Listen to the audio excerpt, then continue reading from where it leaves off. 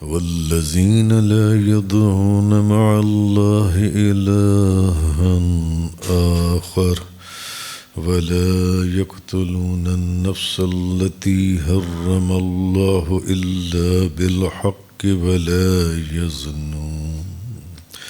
ومن يفعل ذلك يلقى أثاما۔ اور وہ لوگ جو اللہ کے ساتھ کسی اور معبود کی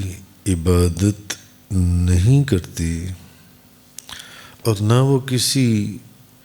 ایسے شخص کو قتل کرتے ہیں جس کے ناحق قتل کرنے کو اللہ نے حرام کر دیا ہے، اور نہ وہ زنا کرتے ہیں، اور جو ایسے کام کرے گا وہ اپنے گناہوں کی سزا پائے گا۔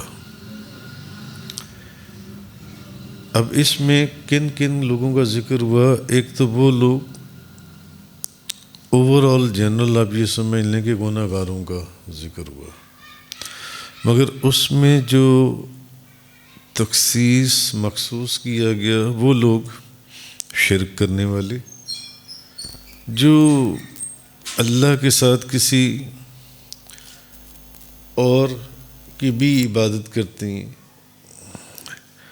اور دوسرا یہ کہ وہ لوگ جو قتل کرنے والے ہیں۔ تو بہرحال اس آیت میں اللہ نے یہ فرمایا پہلے وہ اور وہ لوگ جو اللہ کے ساتھ کسی اور معبود کی عبادت نہیں کرتے، دوسرا اور نہ وہ کسی ایسے شخص کو قتل کرتے ہیں جس کے ناحق قتل کرنے کو اللہ نے حرام کر دیا ہے، اور تیسرا یہ کہ اور نہ وہ زنا کرتے ہیں۔ تو اب اللہ نے فرمایا کہ جو بندہ بھی ایسے کام کرے گا وہ اپنے گناہوں کی سزا پائے گا، سزا ملے گی اس کو جن سے۔ یہ اس آیہ کریمہ کے اندر اللہ تبارک و تعالیٰ نے فرمایا۔ اچھا آگے فرمایا اگلی آیت میں یضاعف له العذاب یوم القیامت ویخلد فیہ مہانا، قیامت کے دن اس کو دگنا عذاب دیا جائے گا اور وہ اس میں ذلت کے ساتھ ہمیشہ رہے گا، بہت بہت عذاب دیا جائے گا، دگنا اس عذاب دیا جائے گا، اور ذلت کے ساتھ وہ اس عذاب میں رہے گا۔ اسپیشلی تو وہ جو شرک کرنے والی ہیں، اللہ کے ساتھ اللہ کے علاوہ کسی اور کی بھی عبادت کرتی ہیں، یا کسی کو ناحق قتل کر دینا، اور زنا کرنے والے، بہرحال جو بھی گناہ کرنے والے۔ اور اس سے اگلی آیت، اب ایک تو بات یہ سمجھ آ گئی کہ ان تینوں کو سزا دی جائے گی، یہ تو قرآن کا فیصلہ ہے، ان کو سزا دی جائے گی، سزا وہ اپنے گناہوں کی سزا پائے گا، یہ اللہ نے قرآن پاک میں کہا دیا۔ اچھا، اور وہ اس ذلت کے ساتھ اس عذاب میں رہے گا۔ اب اس کے بعد اس سے اگلی جو تیسری آیت ہے اس میں فرمایا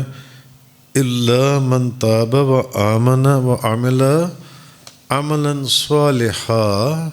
فأولئک یبدل اللہ سیئاتہم حسنات، سوا اس کے، یعنی ما سوائے اس کے جس نے توبہ کر لی اور ایمان لایا۔ ہاں اگر کوئی توبہ کر لے یا ایمان لے آئے، پہلے تو وہ شرک کرتا تھا، ایمان لے آیا، توبہ کر لی، اور پھر اس نے نیک عمل کیے،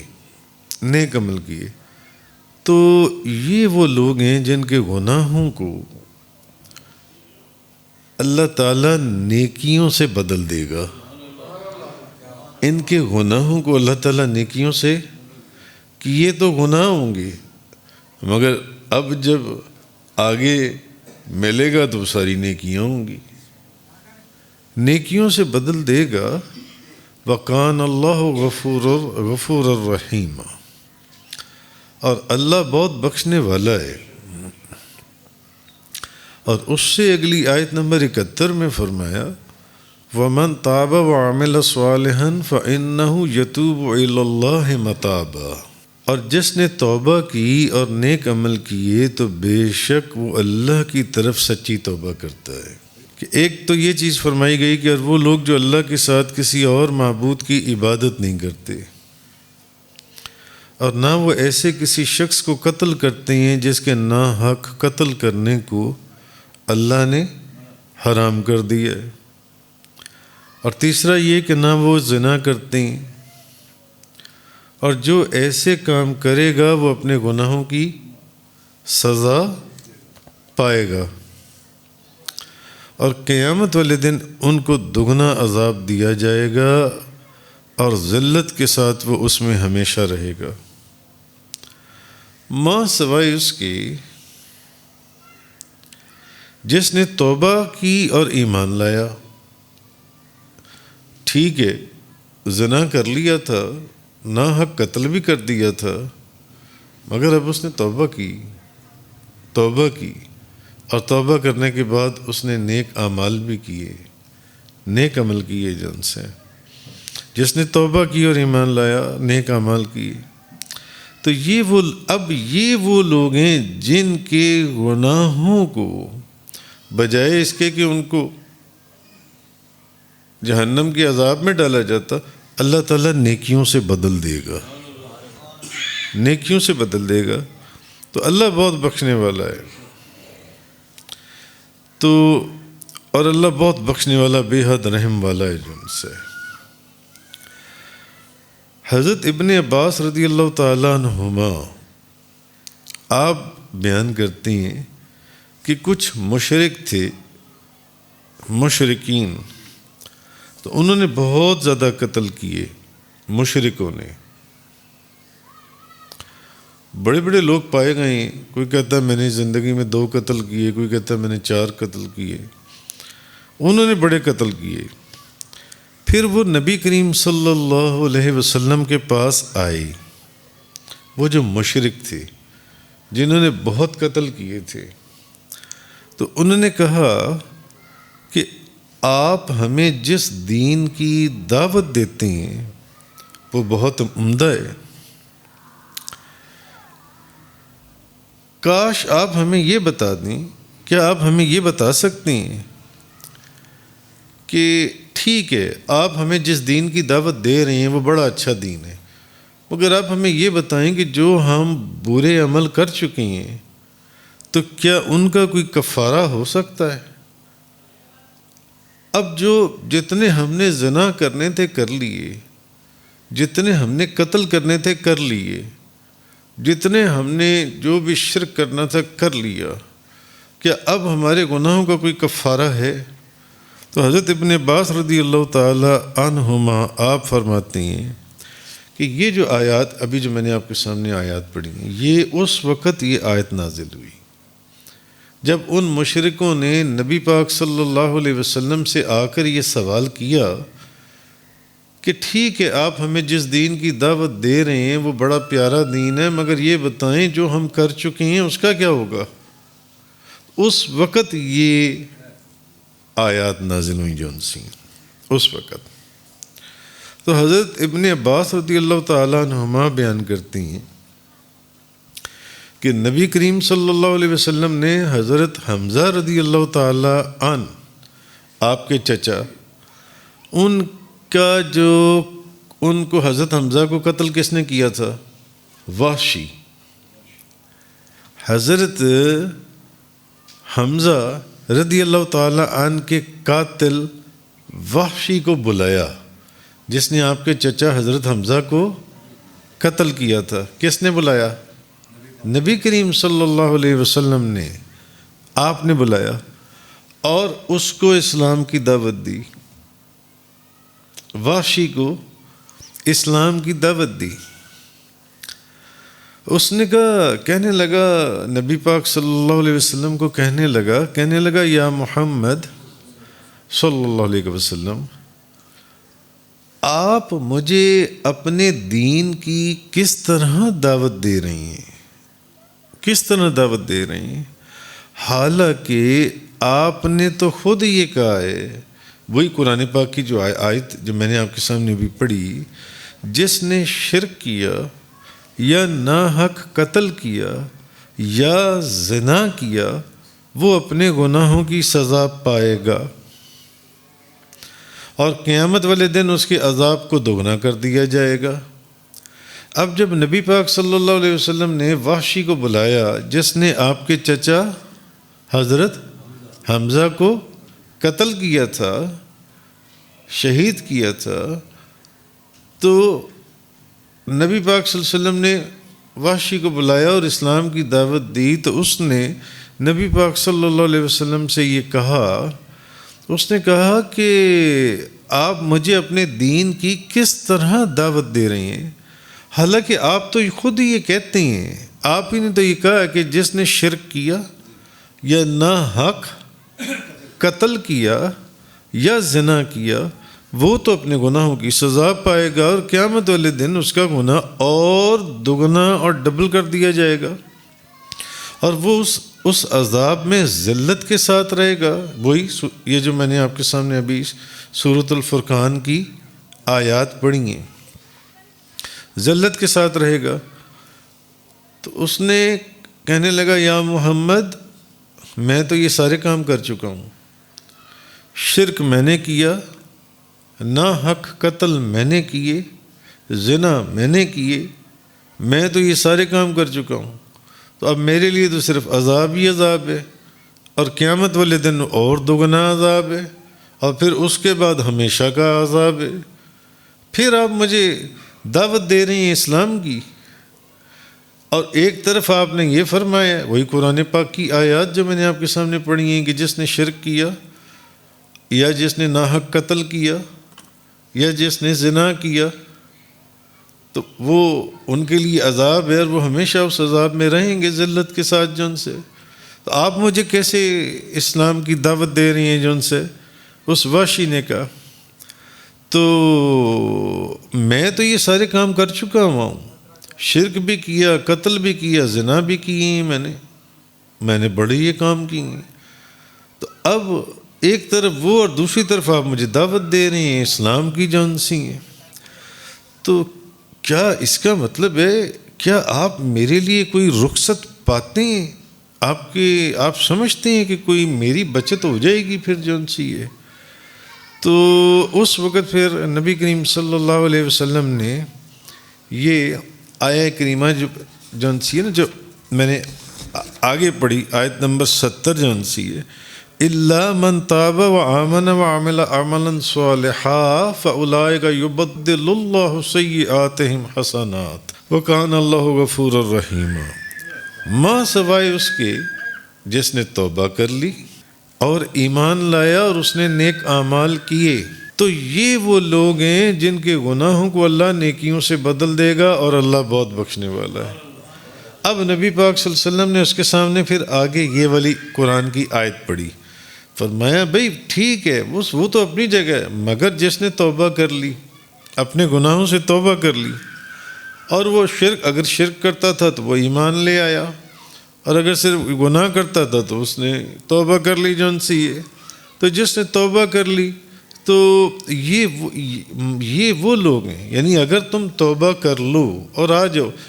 جن کے گناہوں کو اللہ نیکیوں سے بدل دے گا، گناہوں کو کنورٹ کر دے گا نیکیوں کے اندر اللہ تعالیٰ جن سے، نبی کریم صلی اللہ علیہ وسلم نے، اور اللہ جن سے وہ تو بہت بخشنے والا اور بے حد رحم فرمانے والا ہے۔ تو یہ آیت نبی کریم صلی اللہ علیہ وسلم نے اس کے سامنے جن سے پڑھی۔ اچھا، اب وحشی نے آگے سے کہا کہ کہنے لگا یا محمد، یہ بہت سخت شرط ہے، یہ بہت سخت شرط ہے، یعنی مگر جس نے توبہ کی، جس نے توبہ کی. وہ کہنے لگا یہ شرط بھی بہت سخت ہے. کہنے لگا یہ شرط بھی بہت سخت ہے توبہ کی جون سی ہے. شاید میں توبہ تو کر لوں، یعنی اب یہ اس حدیث یا اس کے الفاظ یہ میں آپ کو سمجھا رہا ہوں. شاید میں توبہ تو کر لوں، مگر شاید توبہ کے بعد میں پھر کوئی قتل کر دوں، میں پھر کوئی زنا کر لوں، میں اس توبہ کے اوپر قائم ہی نہ رہ سکوں، تو پھر جون سے اور مجھ سے پھر کوئی گناہ ہو جائے. تو پھر نبی پاک صلی اللہ علیہ وسلم نے وحشی کے سامنے سورۃ النساء کی آیت نمبر 48 جون سی ہے نا، آپ نے یہ پڑھی، ان اللہ لا یغفر ان یشرک بہ ویغفر ما دون ذلک لمن یشاء ویغفر ما دون ذلک لمن یشاء. بے شک اللہ اس کو نہیں بخشے گا کہ اس کے ساتھ شرک کیا جائے،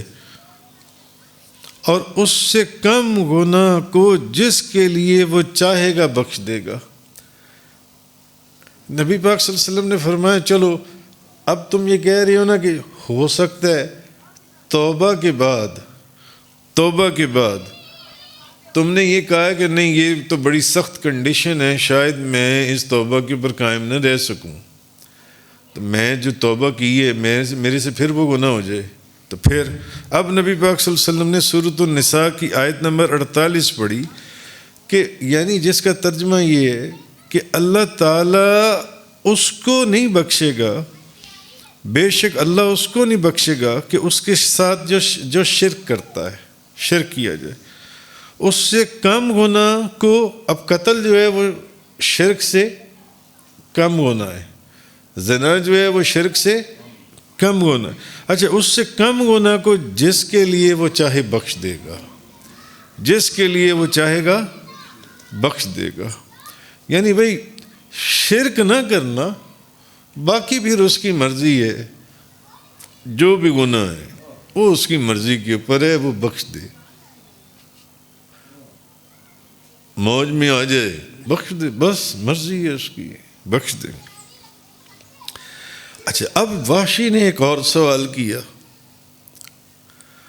اس نے کہا کہ کہنے لگا یا محمد کہ اس آیت میں یہ جو اب آپ نے مجھے بتائی ہے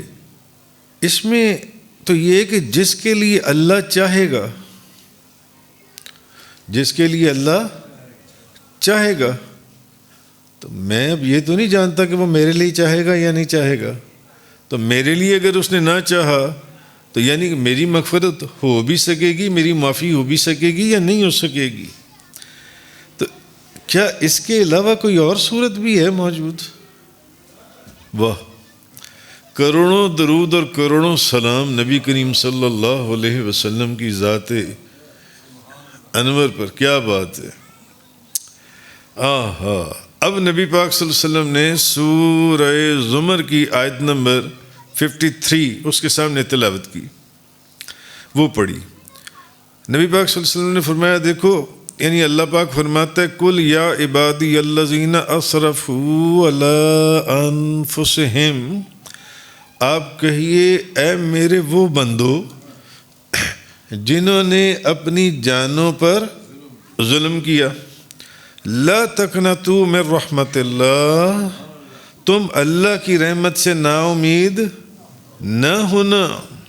اللہ کی رحمت سے نا امید مت ہو بالکل. ان اللہ یغفر الذنوب جميعا، کہ بے شک اللہ تمہارے تمام گناہوں کو بخش دے گا. اللہ کی رحمت سے نا امید نہ ہونا، اللہ تمہارے سارے گناہوں کو بخش دے گا. وہ اور لا ریب، وہ بہت بخشنے والا، بے حد رحم فرمانے والا ہے. اللہ اکبر.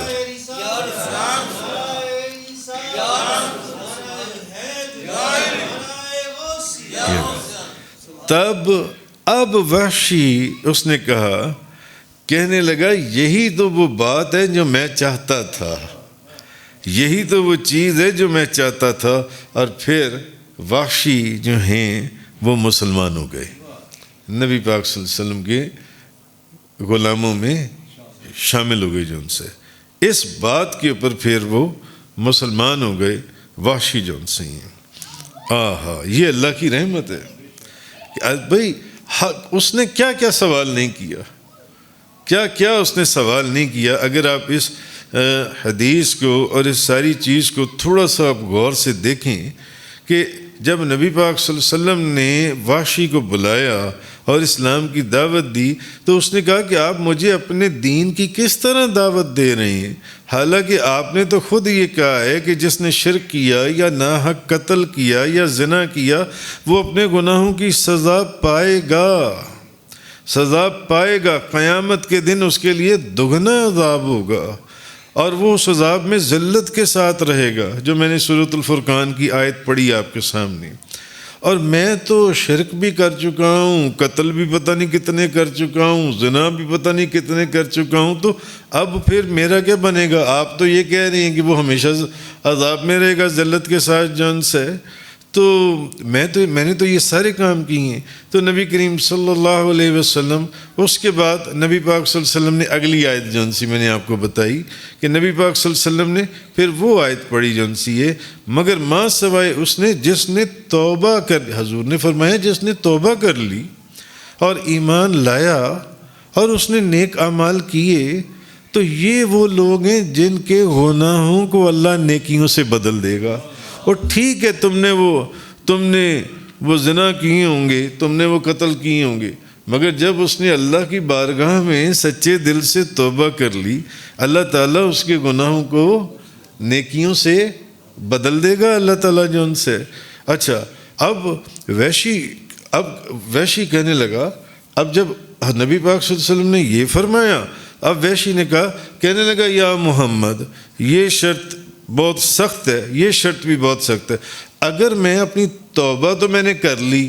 اور سارے گناہ معاف ہو گئے، مگر اگر میں اپنی توبہ پر قائم ہی نہ رہا، پھر میں نے گناہ کر لیا، پھر میں نے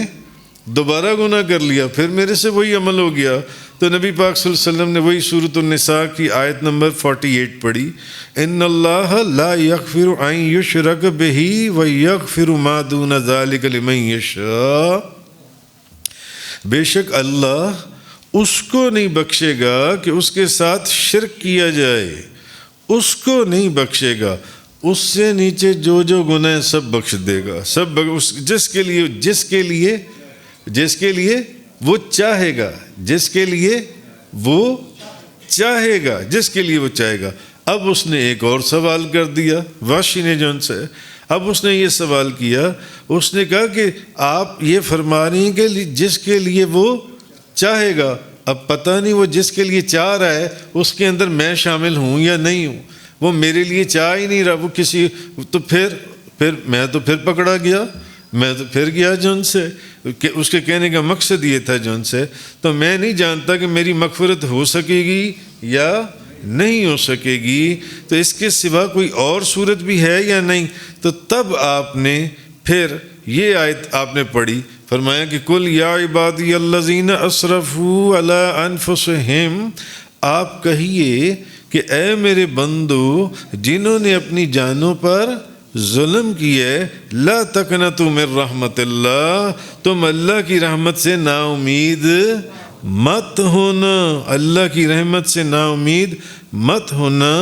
ان اللہ یغفر الذنوب جميعا، ان اللہ یغفر الذنوب جميعا، بے شک اللہ تمہارے تمام گناہوں کو بخش دے گا. اب اللہ نے یہاں پر وعدہ کر لیا کہ میں تمہارے سارے گناہوں کو بخش، میری رحمت سے نا امید نہ ہونا، میری رحمت سے نا امید نہ ہونا. اب یہ بڑا خاص نقطہ ہے، اللہ نے میری رحمت سے نا امید نہ ہونا، میں تمہارے سارے گناہوں کو معاف کر دوں گا. کروڑوں رحمتیں نبی پاک صلی اللہ علیہ وسلم کی ذات پر، سب درود شریف پڑھیں، الصلاۃ والسلام علیک یا سیدی یا رسول اللہ وعلی آلک وصحابک یا سیدی، کہ جن کا صدقہ اور طفیل ہمیں یہ نعمتیں ملی ہیں، یہ وہ نعمتیں ہیں جن کی قیمت ہی جن کی قیمت ہی ہم اس کو نمبرز میں نہیں لے کر آ سکتے، یہ وہ قیمتیں ہیں۔ تو انہو هو الغفور الرحیم، بے شک لا ریب وہ بہت بخشنے والا بے حد رحم فرما۔ تو تب وحشی کہنے لگا کہ جو میں چاہتا تھا، وہ کہنے لگا یہی تو ہے وہ جو میں چاہتا تھا، یعنی وہ سمجھ گیا، وہ وحشی ہو کر سمجھ گیا اس کی رحمت سے نا امید نہ ہونا، بخش دوں گا، تمہارے سارے گناہ بخش دوں گا، تمہارے سارے گناہ بخش دوں گا۔ قرآن میں کیا چیز موجود نہیں ہے؟ ہر راز و نیاز موجود ہے، ڈرایا بھی گیا ہے، دھمکایا بھی گیا ہے،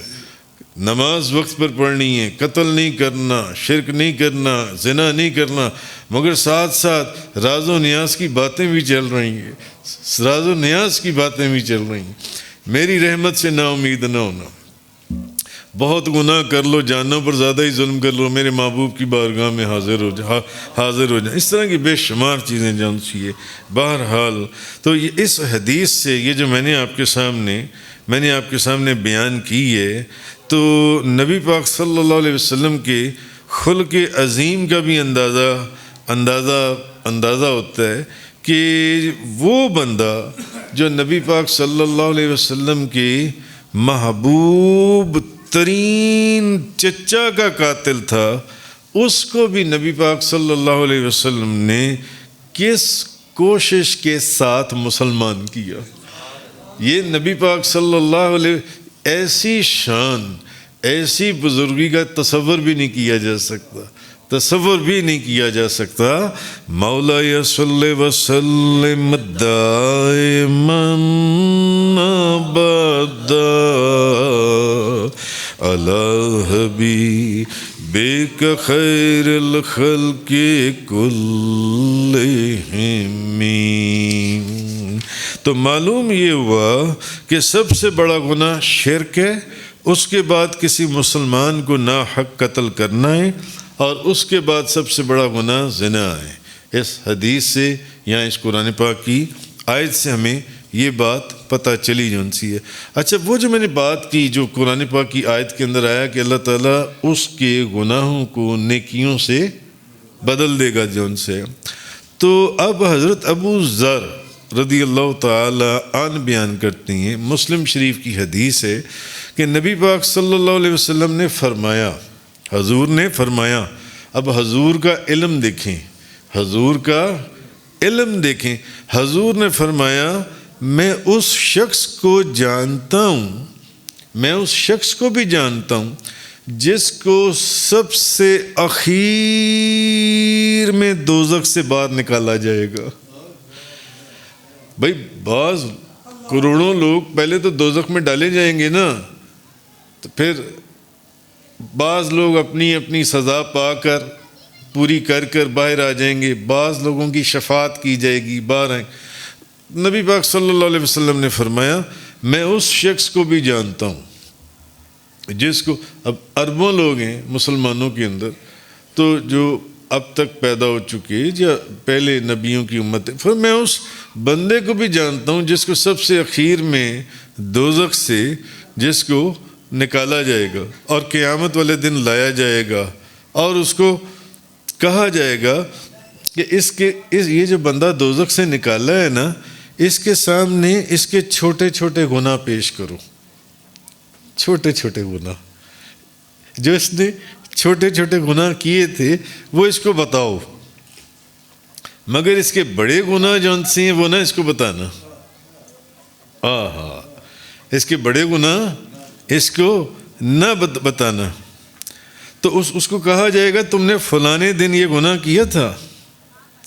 فلاں وقت پر تم نے یہ گناہ کیا تھا، یہ کام کیے تھے۔ اچھا، وہ مانتا جائے گا، وہ کہے گا ہاں میں نے یہ گناہ کیے تھے، اور انکار نہیں کرے گا، کہے گا ہاں میں نے یہ گناہ کیا تھا، میں نے یہ چیز کی تھی۔ اچھا، اب وہ اندر ہی اندر حدیث میں ہے کہ دل کے اندر ڈر رہا ہوگا کہ یار میرے بڑے گناہ تو سامنے آ ہی نہیں رہے، جو میں نے بڑے بڑے گناہ کیے تھے یہ تو چھوٹے چھوٹے گناہ ہی بس، یعنی شاید وہ یہ سوچے کہ فرشتوں کو چھوٹے چھوٹے گناہ ہی پتہ ہیں جان سے، جو میں نے بڑے گناہ کیے تھے وہ کدھر گئے، وہ تو سامنے آ ہی نہیں رہی جون سی. اچھا پھر اس کے بعد کہا جائے گا کہ اس کے ہر گناہ کے بدلے میں نیکی دے دو. ہر گناہ کے بدلے میں، یعنی ان گناہوں کو نیکیوں سے بدل دیا جائے گا، نیکی دے دو. تب وہ نبی پاک صلی اللہ علیہ وسلم فرماتے ہیں تب وہ کہے گا کہ اے میرے رب، میرے تو بہت اور بھی بڑے بڑے گناہ جو ان سے ہیں، مگر ان کا یہاں ذکر نہیں کیا گیا. شاید اس لیے کہے گا کیونکہ وہ اب دوزخ سے تو نکل چکا ہے، باہر آ گیا ہے. تو حضرت ابو ذر نے کہا، فرماتے ہیں کہ جب وہ کہے گا نا، کہ وہ کہے گا کہ چھوٹے چھوٹے میرے گناہ تو سارے تم لوگوں نے ذکر کر دیے، بڑے گناہ کدھر گئے؟ میں نے تو بہت بہت بڑے گناہ بھی کیے تھے، بہت بڑے بڑے گناہ بھی کیے تھے. تو حضرت ابو ذر غفاری رضی اللہ تعالی عنہ آپ فرماتے ہیں میں نے دیکھا کہ نبی کریم صلی اللہ علیہ وسلم مسکرا رہے ہیں اور حضور ہنس رہے ہیں، اتنا ہنس رہے ہیں نبی پاک صلی اللہ علیہ وسلم کہ حضور کی داڑھیں ظاہر ہو گئیں جو ان سے ہیں. مولا صلی وسلم دائما بدا علی حبیبک خیر الخلق کلہم. ایک تو نقطہ یہ سمجھنے، اللہ کی رحمت سے نا امید نہیں ہونا. امید یہ بس پکی یقین کے ساتھ یہ وہ ہمارے گناہ بخش دے گا وعدہ قرآن کے اندر. اور دوسرا آپ یہ دیکھیں کہ وہ اللہ تعالیٰ اس کے حکم یہ دے رہا ہے کہ اس کے چھوٹے گناہوں کا ذکر کرنا، بڑے گناہوں کا ذکر نہ کرنا. مجبور ہو کر وہ خود کر دے گا. تو نبی پاک صلی اللہ علیہ وسلم اس بندے کا کہتے ہیں میں اس بندے کو جانتا ہوں. حضور ہنس رہے ہیں اور اتنا، حضرت ابو ذر غفاری فرماتے ہیں اتنا ہنس رہے ہیں کہ حضور کی داڑھیں ظاہر ہو گئیں. میں نے کہا یا اللہ، یعنی دیکھو حضور ہنس رہے ہیں جو ان سے اس طرح ہنس رہے ہیں. تو حضرت ابو ذر رضی اللہ تعالیٰ عنہ بیان کرتے ہیں کہ مجھ سے نبی پاک صلی اللہ علیہ وسلم نے فرمایا تم جہاں کہیں بھی ہو اللہ سے ڈرتے رہو. اگر کوئی گناہ ہو جائے تو اس کے بعد کوئی نیکی کر لو، وہ نیکی اس گناہ کو مٹا دے گی. اور لوگوں کے ساتھ اچھے اخلاق کے ساتھ پیش آؤ، یعنی اچھے اخلاق کے ساتھ بھی پیش آؤ گے تو یعنی یہ بھی کام جو ہے یہ گناہوں کو نیکیوں سے بدل دے گا جن سے. تو یہ چیز اللہ تبارک، اور جس نے توبہ کی اور نیک عمل کیے، یہ اس سے اگلی آیت، جس نے بھی نیک، تو بے شک وہ اللہ کی طرف سچی توبہ کرتا ہے. اصل چیز یہی ہے. یہ چیز مجھے آج آپ کو سمجھانی تھی. وآخر الدعوانا ان الحمد للہ رب العالمین.